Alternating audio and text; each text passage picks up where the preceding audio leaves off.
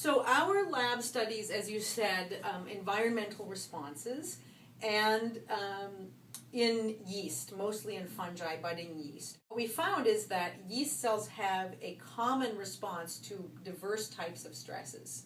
And so much of what our lab is interested in doing now is understanding that response. So what do I mean by response? So we often largely focus on the transcriptional response to stress.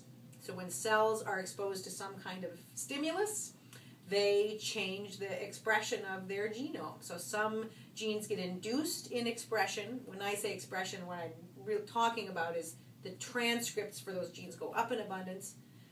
Presumably that leads to the production of the proteins from those mRNAs.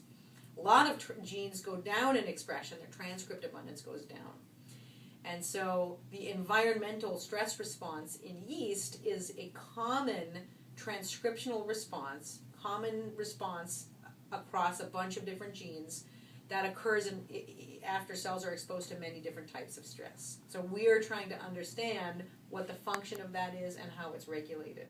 We can differentiate adaptive changes from neutral changes by looking at for specific sequence signatures in the genomes. We take largely a genomic approach in our lab, and we mix that with traditional genetics and molecular biology. But genomics is a subspecialty of genetics in which we're not thinking just about a single gene at a time. We are thinking about all of the genes at once and how the cell regulates the entire genome. That area, that discipline of genomics is overlapping with a new discipline called systems biology, which also involves proteomics, looking at all of the proteins at once, metabolomics, looking at all of the metabolites at once. And a key feature of systems biology, which is an approach that we take, is to integrate all of those large data sets, follow the cells over time, and try to come up with mathematical models that think about the whole cell as a system. I think there are a lot of benefits in looking at environmental responses, in yeast in specifically. So first of all, thinking about how organisms interact with the environment is really important for thinking about evolution, because organisms are not in a vacuum, they have to interact with their environments. And how creatures evolve is heavily influenced by where they live, what the conditions are, how the conditions fluctuate, etc. So one reason understanding environmental responses is important is thinking about evolution and comparing across biological systems. Thinking about environmental stresses is really important for human medicine, because a lot of what we eat and do to our bodies is going to impact our health. And so thinking about how cells respond to different stressful situations. The stress can come from the outside, again, what you eat, how much sun exposure, sunburn you're getting. But the stress can also come from inside, disease, cancer, when the cellular system is not working properly. So trying to understand how cells respond when there's a problem is useful, because eventually we'll hopefully be able to use that information to treat and prevent diseases.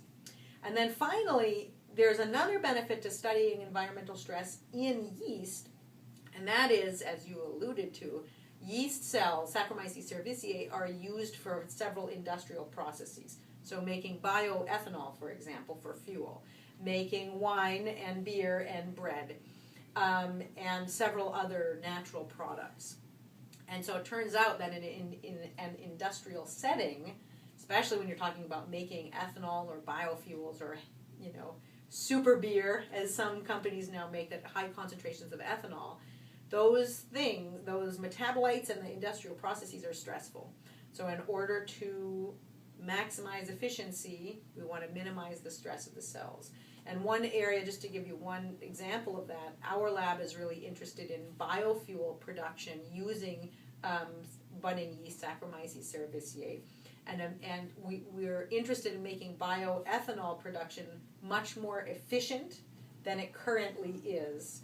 And without going into all the details, a major bottleneck in making more efficient ethanol is that the yeast cells are very stressed when we try to come up with other methods of making the ethanol.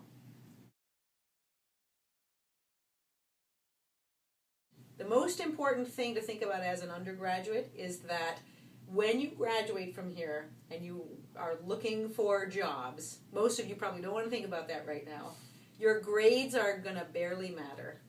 That doesn't mean you shouldn't get good grades, but lots of people have good grades. What is going to catch the attention of companies or graduate schools or whatever is what kind of extracurricular activities you did. And so, if you're interested in dental school, go volunteer at a dentist's office. That's what they look at. So that's what the advice I would give for undergraduates. First is try, if you think you like something, try it out. And if you do like it, go for it. Get as much experience in that area as you can.